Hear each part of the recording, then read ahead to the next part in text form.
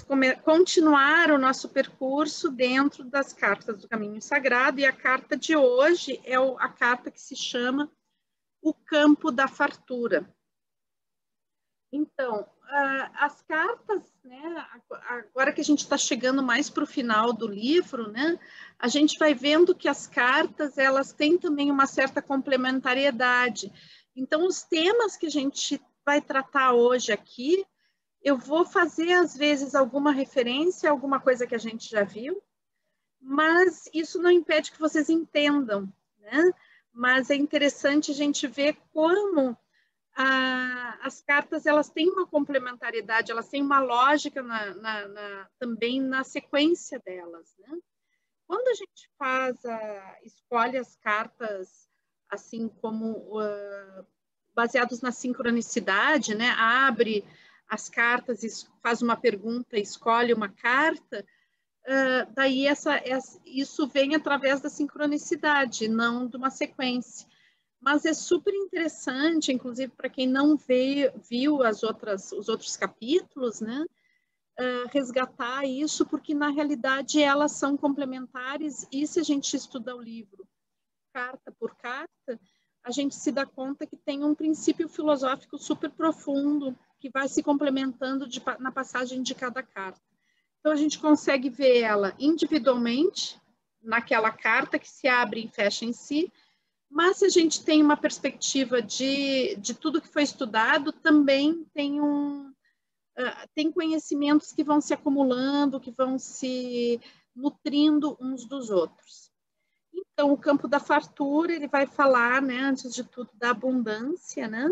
Ele está representado por essa cornucópia cheia de comida, né, de verduras, de frutas. E, bom, daí, então, acho que uma das coisas importantes, né, que a gente vai ver nessa carta, quando ela trata da abundância na realidade, né? A fartura, a abundância, e o que seria essa coisa da abundância? Então, na realidade, a abundância, ela tem a ver com a nossa presença no mundo e a forma como a gente percebe o mundo. Porque tudo que a gente necessita já existe. Então, às vezes pode ser estranho alguém falar isso, né? A gente já tem tudo que a gente necessita e às vezes a gente está tão carente, né? E tão, se vê em tantas dificuldades, seja elas materiais, seja elas emocionais, afetivas, né? Então, é tanta carência. E daí vem a Mirtes aqui, ou vem a Jamie Sams lá no livro, né? E fala assim, não, mas tudo que tu necessita já está, né? Já existe, já está nesse mundo. A gente, na realidade, está imerso em um oceano de abundância, né? É um oceano amoroso de abundância. A gente está imerso no amor. Mas o que então acontece para a gente ter carências? Por que a gente vive na carência se a gente está imerso na abundância? Então, como dizia o Fritjof Capra, né, o problema da nossa cultura não é um problema material, não é um problema de ter as coisas. O problema da nossa cultura, o desgaste da nossa civilização, está relacionado com um problema de percepção. A gente não tem acesso à abundância, não porque ela não exista, porque a gente está imerso na abundância. Mas, na realidade, a gente não percebe a abundância. Por uma série de motivos, a gente vai ver isso hoje, né? O que acontece que a gente não vê, né? Não consegue perceber? Então, daí eu acho que a primeira coisa é a gente se perguntar o que é abundância, né? E daí por que os índios, né, usavam para representar o campo da fartura essa cornucópia, né, com as frutas, verduras, com a colheita, né? Então, uma cornucópia cheia de coisas dentro. E tem um porquê o formato da cornucópia, né? Então, o que eles dizem? os índios, né, os índios norte-americanos, que é da tradição que tem as cartas do caminho sagrado. Então, as índias, elas confeccionavam esse cesto na forma de cornucópia. Então, por que essa forma, né? Então, a cornucópia, ela tem esse biquinho lá no alto dela e depois um bocão de onde saem as frutas, verduras, né?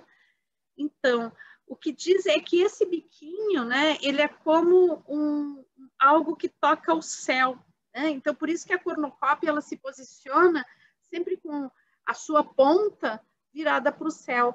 Então, isso quer dizer que esse campo da fartura, ele está ligado a uma dimensão espiritual, né?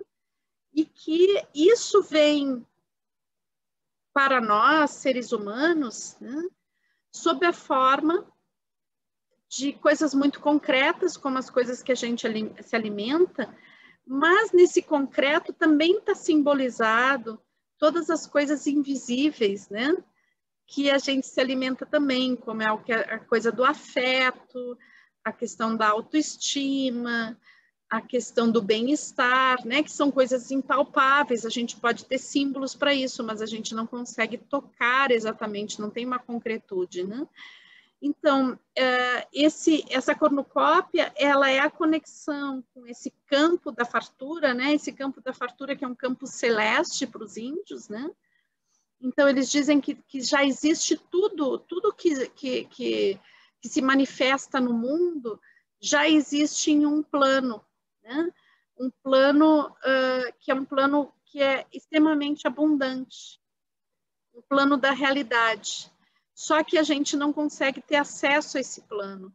Então, a cornucópia, ela serve como uma dimensão medial, né? Uma dimensão de passagem e de materialização dessa dimensão que a gente tem como algo impalpável, né? E até esse final de semana a gente estudou um pouquinho o Platão, né? E daí me lembrou até um pouco das ideias de Platão, isso, né? Porque o Platão tinha essa coisa do mundo, o mundo das formas ideais, né? Como um mundo permanente, perfeito, e que na nossa cotidianidade a gente teria uma relação com essas formas de uma forma não tão tão límpida e estruturada, né? Claro que eu acho que não é essa dimensão que os índios dão, né? A cornucópia, ela não serve como, digamos, ela saiu a caverna do Platão, né? Onde a gente vê só as sombras, mas ela serve como uma conexão, né? Uma conexão entre essa dimensão de abundância, que é uma dimensão que a gente não consegue tocar a partir da concretude, mas que a gente pode intuir, né? E daí vem, né, essa manifestação de abundância sobre na realidade, a realização de todas as coisas que a gente necessita, né? Das coisas que a gente necessita profundamente, que nos alimentem. Então, aqui a gente tem os alimentos concretos, que são os alimentos que a gente come, mas daí a gente tem todos os outros alimentos que não são os que a gente come, mas que são essenciais também, como desde da coisa muito concreta, como onde eu vivo, né? A qualidade do viver, a qualidade dos lugares, né? Mas também a qualidade das relações, o nível de nutrição das relações que a gente estabelece, tudo isso tem a ver com fartura e abundância.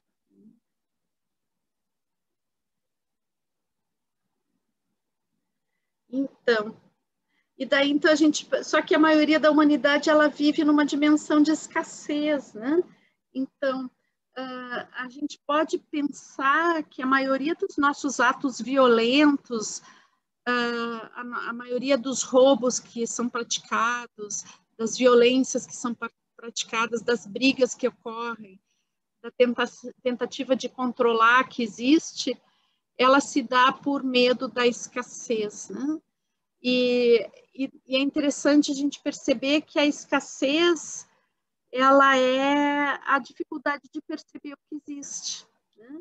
Então, a gente não precisaria viver na escassez onde a gente vive, só que vivemos na escassez por dificuldade de perceber a abundância.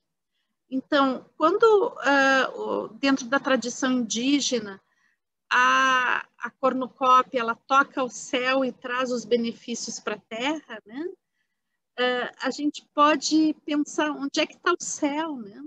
E o Rolando Toro sempre dizia que o paraíso é aqui e agora. Então, talvez esse céu não seja lá no céu, né? Não seja lá no céu, mas o céu seja em uma dimensão que a gente não percebe na realidade, né? E essa cornucópia, ela toca essa dimensão e nos abre a boca, mas nos abre os olhos também, né? Para perceber o quanto a gente tem. Então, o que nos cria a nossa sombra, no sentido de uma sombra que se faz a partir da negação de nós mesmos, né? E do medo de não ser, e do medo de não ter, é justamente a incapacidade de perceber a inteireza das coisas. Porque as coisas são inteiras, as coisas são um. A gente é que, às vezes, é incapaz de perceber isso. E daí, quando a gente vive na dimensão da escassez, daí o que começa a acontecer? A escassez, ela é a falta, né? Quando a gente vive na dimensão da escassez, a gente vive na dimensão da falta. E a falta, na realidade, se a gente pensar bem, o que é a falta? Então, atrás da escassez tem a falta, e atrás da falta tem o vazio. E o vazio é uma dimensão muito desesperante do ser humano, né? Então, seria interessante que a gente conseguisse suportar o vazio para poder preencher ele de coisas de qualidade, né? Preencher vagarosamente o nosso vazio com o que tem de melhor.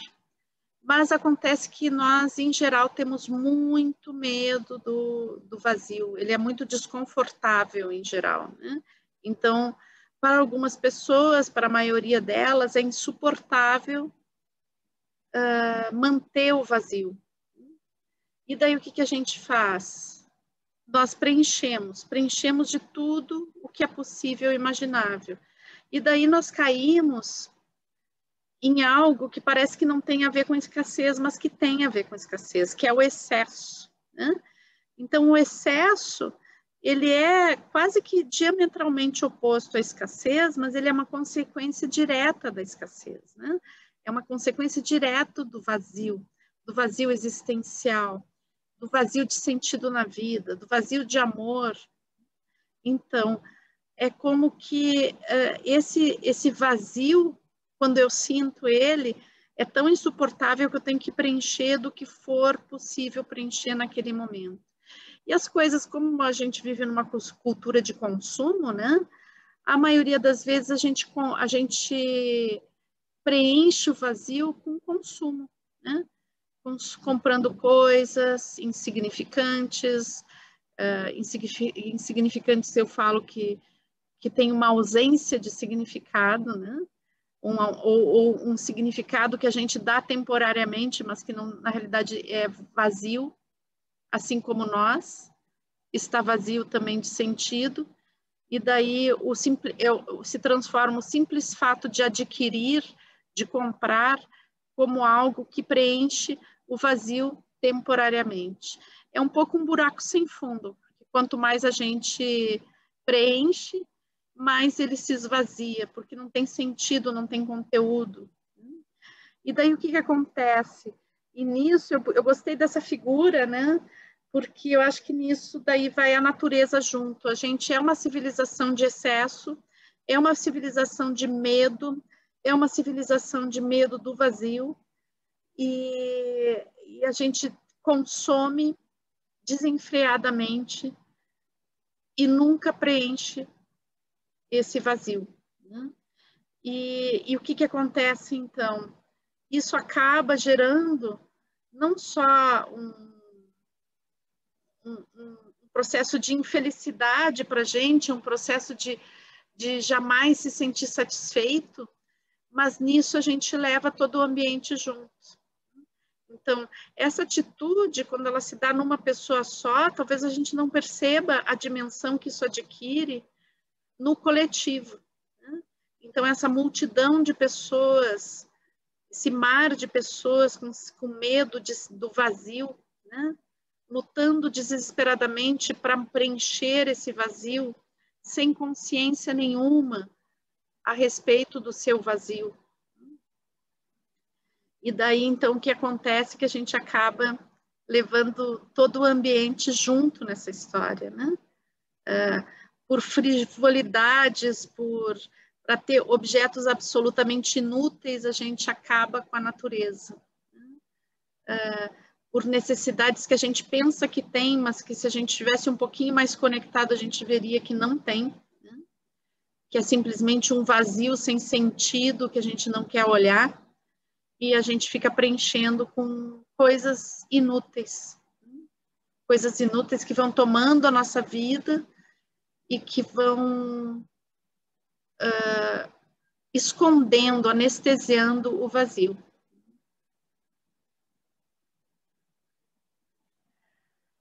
E daí, em algumas pessoas, né, e não são poucas, isso se manifesta, né, essa coisa da escassez, ela se manifesta pelo desejo de poder, né?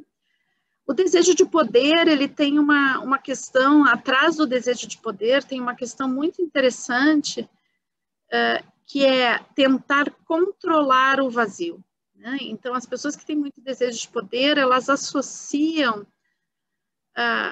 o controle da escassez, o sair do vazio da escassez pelo controle, né?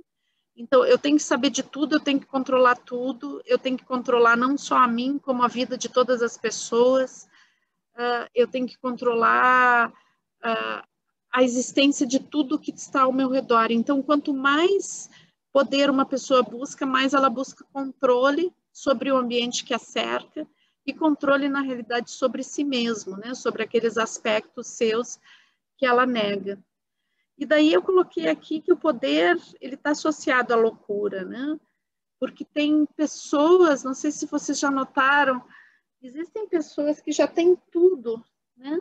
Tudo que elas poderiam comprar, elas têm. E elas continuam querendo mais, né? Então, sempre me chama a atenção disso, né? Por que as pessoas que têm poder, elas querem sempre mais poder e elas lutam tanto por esse poder, né? Então, a pessoa já não tem mais nenhuma dificuldade financeira, ela pode ter tudo que ela quiser, né?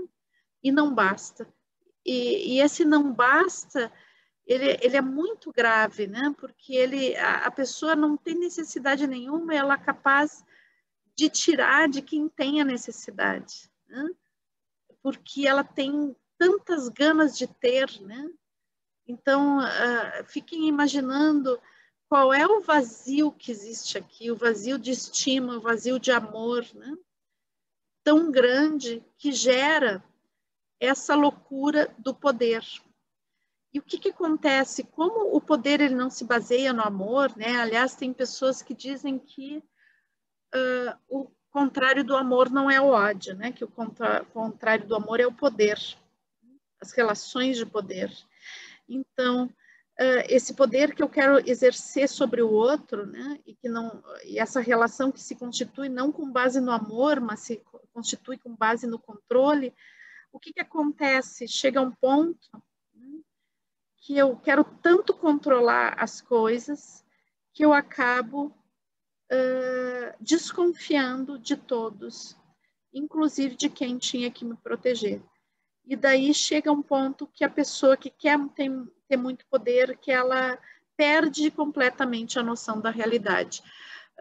Esse perder a noção da realidade para quem tem poder não é o mesmo perder a noção da realidade de uma pessoa que acabou num nível extremo de carência e de miséria e acabou enlouquecendo, né?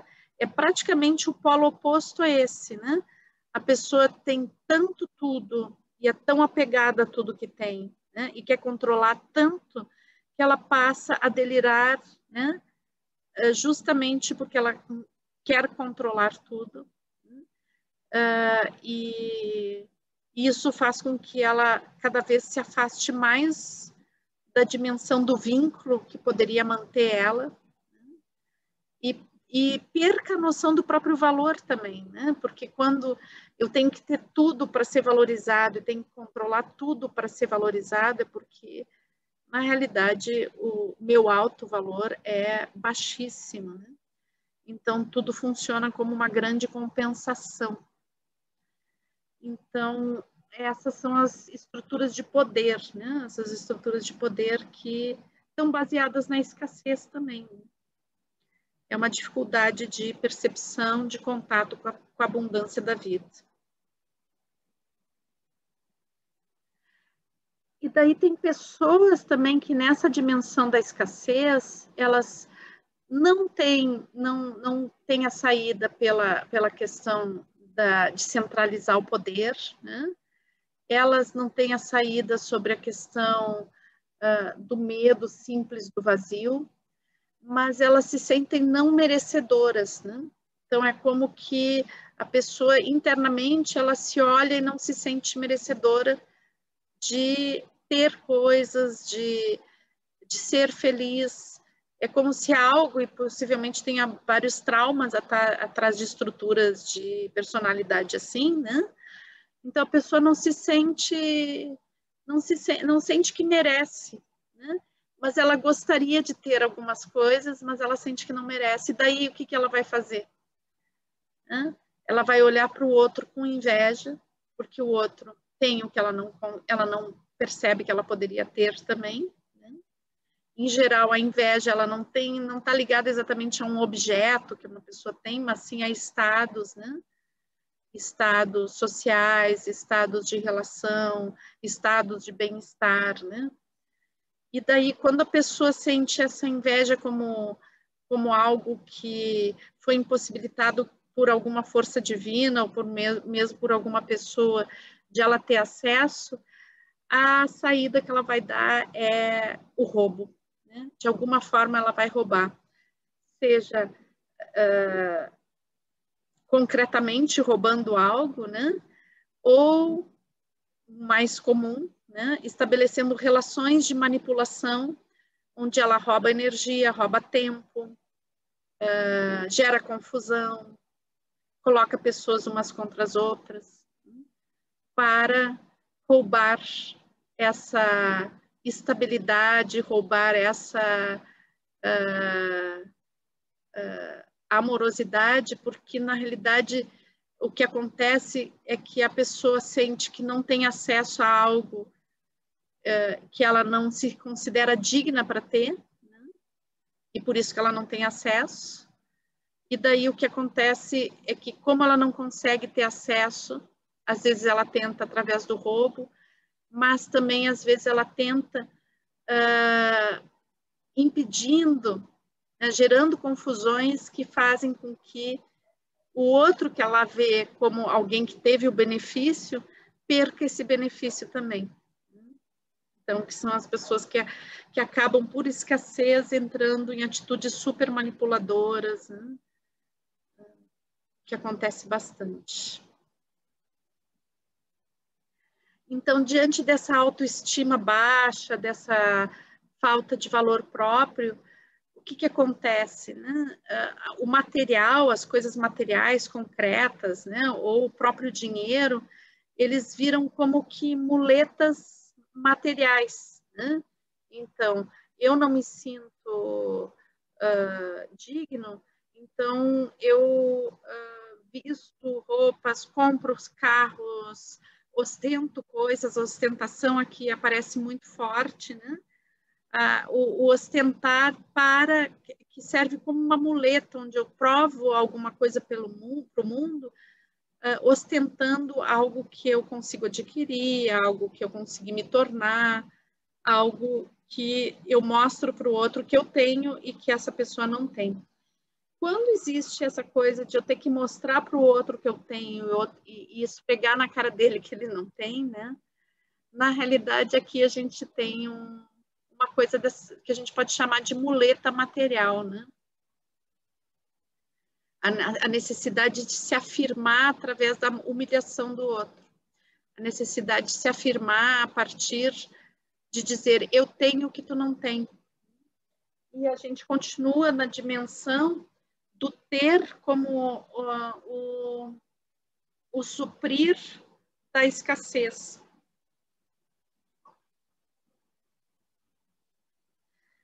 E esse talvez seja o principal erro, né?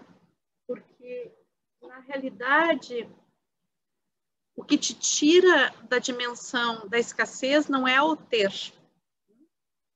Na realidade, o ter é uma consequência. O que te tira da dimensão da escassez é ser, né? Porque quando a gente está no contato com o ser, a gente não necessita de tantas coisas, primeiro, né? A gente fica mais em contato com o que a gente necessita exatamente, e não com a necessidade de tapar a não percepção daquilo que a gente não necessita, né? A ilusão de que necessitamos de algumas coisas. E uma das coisas que eu acho bem interessante quando a gente olha para isso, né, é que muitas vezes a gente pode confundir também, né, a necessidade com a preferência. Então, às vezes, a gente necessita de algo. E esse algo, ele tem vários matizes, né? Ele tem várias formas de manifestação. Só que eu prefiro tal manifestação, tal matiz, tal cor, né? Essa cor, né? Por exemplo, se eu necessito de uma roupa, eu prefiro que essa roupa seja azul, ok? Mas o que eu preciso realmente é de uma roupa. Eu prefiro azul, então, claro que eu vou buscar uma roupa azul, mas é importante que eu perceba que o que eu necessito realmente não é de uma roupa azul, eu necessito realmente de uma roupa, ok? Então, muitas vezes a gente faz coisas absurdas por causa de preferência, sem se dar conta da necessidade. Quando a gente se dá conta da necessidade e vê que existe um mundo de preferências, a gente pode se tornar um pouco mais fluido, um pouco mais tolerante, e ver que a gente pode suprir as nossas necessidades de diversas formas e não por um único caminho. Quando a gente vive no mundo da preferência, a gente se torna rígido e não vê as possibilidades. Uma das coisas que nos deixa cego, né, e incapaz de perceber a abundância são a rigidez das nossas preferências. É claro que a gente pode ter preferências e deve ter preferências, né? Mas essas preferências não podem nos negar o acesso ao que realmente a gente necessita. Então, eu posso ter fome, e pensar assim, eu gostaria de comer massa hoje. Ok, a minha preferência é comer massa. Mas daí lá em casa não tem massa, tem arroz, tem ovos, mas não tem massa. Então eu não vou comer. Não vou comer porque eu prefiro, né? Eu quero comer massa. Se eu não tiver massa, então eu não vou comer. E daí, né? Como eu não conecto com a necessidade, que é comer, né? E conecto com a preferência, daí eu começo a achar que o mundo não me dá as coisas que eu preciso, né? Imagina, eu não tenho como ter acesso à massa que eu gostaria de comer. Que horror! Daí eu não consigo olhar para dentro do meu armário e ver que tem ovos, tem arroz, tem frutas. Não, eu quero a massa, ok? Então, é essa questão que quando a preferência ela se torna rígida, ela impede a gente ver outras saídas, né? Outras possibilidades. E que são possibilidades que talvez nos ofereçam coisas que no final a gente gostaria mais até. Nos dão a oportunidade de conhecer outros aspectos, né? Quantas vezes a gente se nega a novas experiências pela questão da preferência também, né? Ah, eu prefiro que seja desse jeito, mas eu não experimento aquele outro jeito que eu nunca experimentei. Volto a dizer a questão das comidas, né? Quando as crianças são pequenas, muitas vezes elas não querem experimentar uma coisa nova, né? Eu estou falando de criança, né? Não sei, mas eu acho que tem adultos que são assim também. Não querem experimentar algo novo. E porque querem aquele feijãozinho com arroz de todos os dias e não sabem comer outra coisa, né? E daí, e pode ser que entrem numa teimosia de não querer ter essa outra experiência de outra coisa que é oferecida.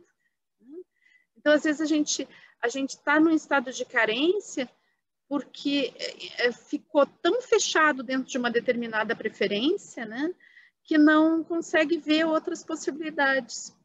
Se a gente pensar na nossa vida afetiva, amorosa, né, quantas vezes, né, a gente tem interesse por alguém, a pessoa não está afim da gente, e daí, ao invés de, largar de mão e ver que aquilo era só uma preferência, e que bom que o mundo está cheio de gente linda para a gente amar, a gente encasqueta naquela pessoa e não vê mais nada, né? E daí, às vezes, isso é uma geração de carência, de falta de amor, de desqualificação, de baixa autoestima. E é um problema de percepção muito grande também, né?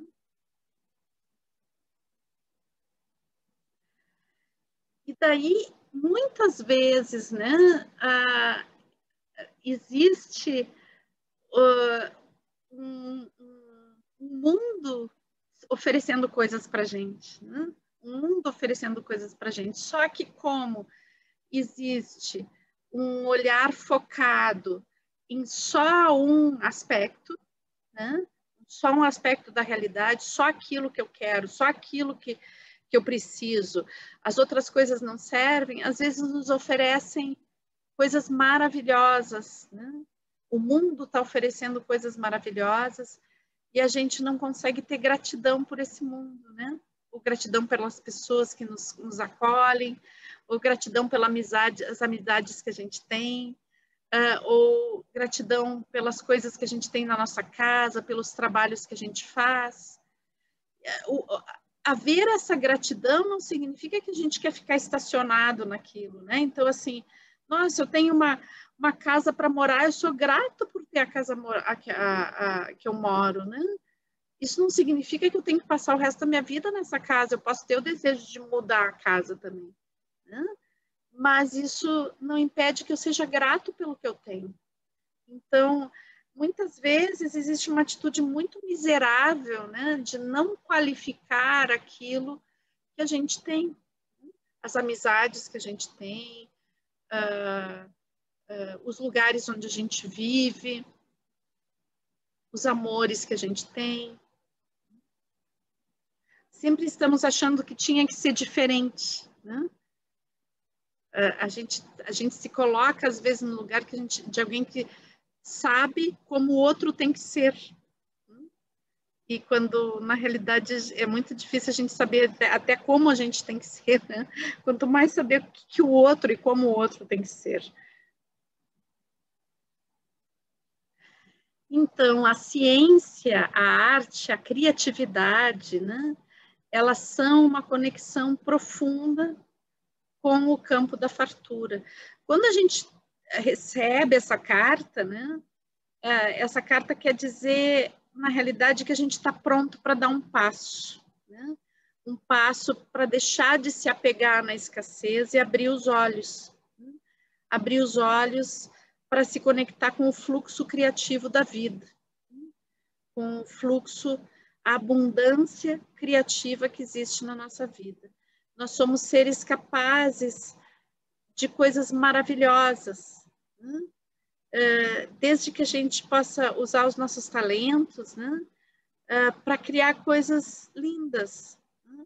E não para tentar provar algo para a gente mesmo e para os outros. Então, na realidade, tudo que a gente cria, né?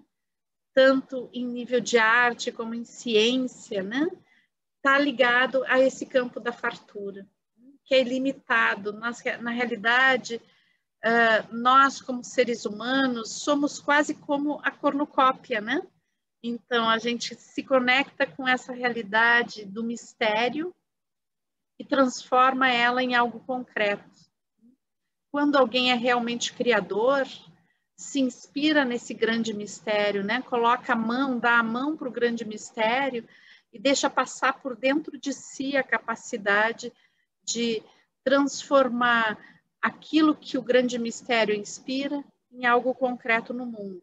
Esse algo concreto no mundo pode ser algo que eu criei, algo concreto que eu criei, né? Pode ser algo que encanta, como uma produção artística, e pode ser simplesmente a minha presença abundante no mundo, o meu afeto, a minha escuta.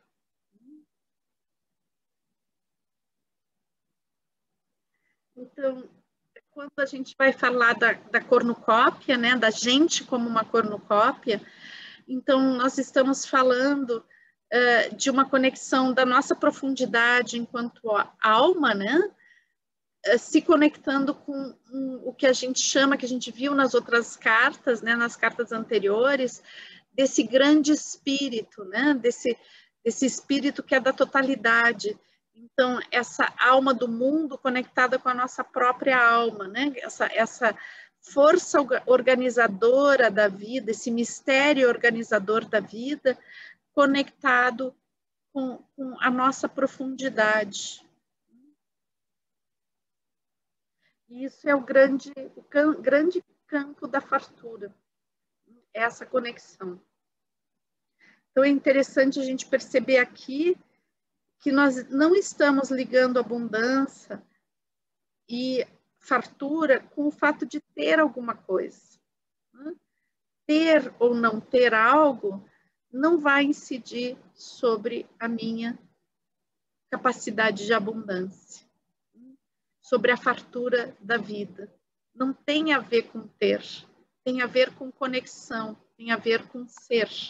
Por isso que tem a ver com percepção.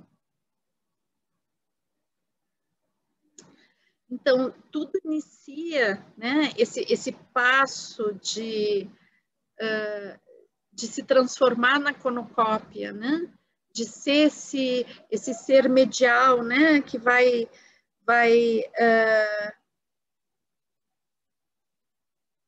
transformar essa inspiração misteriosa em algo concreto no mundo, inicia pela confiança que a gente possa ter na gente mesmo. Né? Se eu desconfiar de mim, se eu achar que eu não sou capaz, se eu achar que as coisas que eu faço não são tão boas quanto as dos outros, a questão da comparação, né? Daí o que vai acontecer? Eu não vou conseguir fazer esse processo, né? Porque esse processo é um processo sagrado, né? Um processo de dar uma mão lá para o grande mistério e uma mão para a Terra e trazer esse grande mistério para a Terra através da nossa criação, da nossa presença no mundo. Só que para isso eu tenho que me considerar digno e parar de me comparar com os outros e achar que os outros podem fazer melhor que eu. Cada um faz isso, e essa faz parte dessa grande abundância, né? Cada um faz da sua forma, não tem como comparar. O que eu produzo, a forma como eu me comporto, o que eu dou para o mundo é diferente do que outra pessoa faz. E não tem como comparar uma coisa ou outra. Nada é melhor ou pior. Tudo é do seu jeito, do jeito que tem que ser, do jeito que nós viemos ao mundo a expressar. Não adianta a gente querer brigar com isso e achar que a gente tinha que ser a outra pessoa.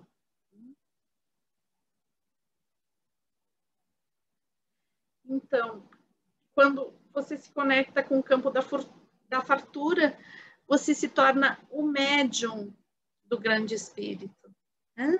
Então, é o médium num sentido do meio ao qual esse grande espírito se faz presente na cotidianidade, né? Eu não estou falando aqui de a gente entrar em transe e receber um espírito. Não, eu estou falando de vocês enquanto revelação do grande mistério na cotidianidade, em cada ato que vocês fazem, na presença de vocês no mundo. Ok? Em estados de transe, sim, a gente pode ter acesso a muitos mistérios, né, da vida, e ter muitas respostas, muitos insights. Eu não estou desqualificando o estado de transe. Mas quando eu falo de se tornar médium, não é exatamente de se tornar, de receber algum espírito. Né? Eu estou falando de se tornar o meio de expressão de algo maior que a gente está conectado, que a gente é parte desse algo maior. Né? Toda a vida na Terra é parte desse algo maior. Então, nós somos o meio pelo qual esse algo maior se expressa. E é muito importante que a gente possa assumir isso. Né? Assumir isso é assumir a abundância. Né? É assumir a fartura da vida. E quando a gente assume a fartura da vida, a escassez desaparece. A escassez desaparece imediatamente, porque a escassez não existe. A escassez é uma criação da nossa mente anestesiada, das nossas crenças limitadoras.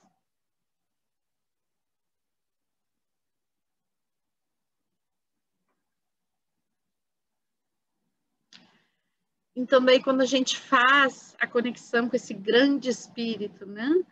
O grande mistério é ativado. E é necessário ter olhos para ver e ouvidos para escutar. Tirei essa frase bíblica, né? Que é uma citação de Jesus, né? Mas eu achei que era conveniente aqui a gente trazer, apesar que não pertence à mesma tradição, né? Mas, na realidade, todas as tradições, elas falam, na realidade, do grande mistério, né?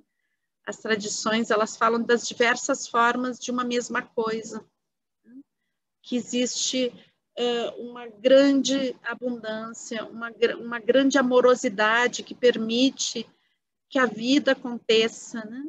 Esse grande amor, que a gente pode dizer que é um grande amor, né? Mas que é um grande mistério que a gente não consegue traduzir por palavras, né? A gente conversou até sobre isso no nosso último encontro, dessa incapacidade de traduzir o grande mistério por qualquer palavra, né? Pertence ao terreno que Rolando Toro chamou de luminoso, né?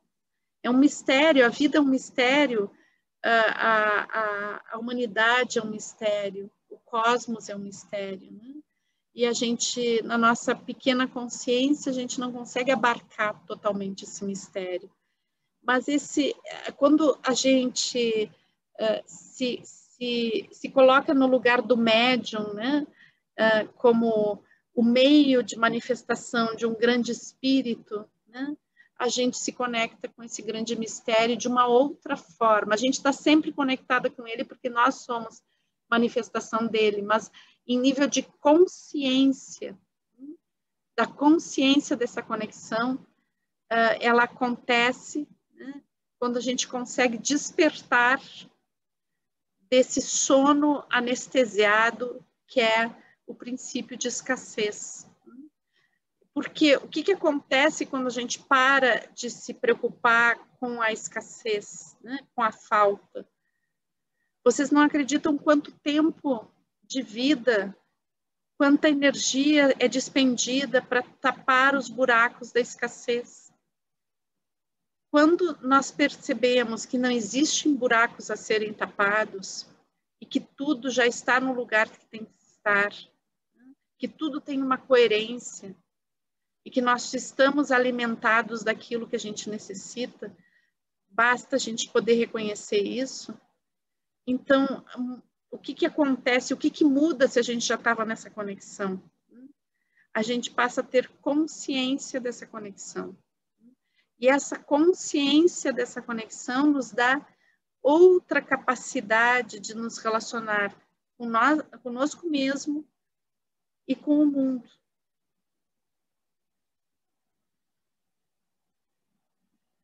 Daí eu trouxe aqui uma citação da James Sans, né? A fonte original opera por vias misteriosas, colocando em nossa trajetória as pessoas, os lugares e os objetos que responderão integralmente às nossas necessidades. Então, o que quer dizer isso? O que ela quer dizer com isso, né? Quando a gente está no campo da fartura, a gente tem que dar atenção à sincronicidade. Então, existe todo um mundo que se movimenta, nos dando sinais, nos dando o que a gente necessita, nos indicando caminhos, só que às vezes a gente está super embotado e não consegue ver isso. Então, quando a gente entra no campo da fartura e se dispõe e se abre a dar atenção à sincronicidade, é como que a gente ativa ou começa a ver algo que já estava ali. E daí, assim como quando a gente sonha, caminhos são indicados, também no cotidiano, caminhos são indicados, nos nossos devaneios, caminhos são indicados. E daí, quando a gente entra nessa dimensão da sincronicidade e dá atenção para esses caminhos misteriosos da vida, não existe solidão, não existe escassez.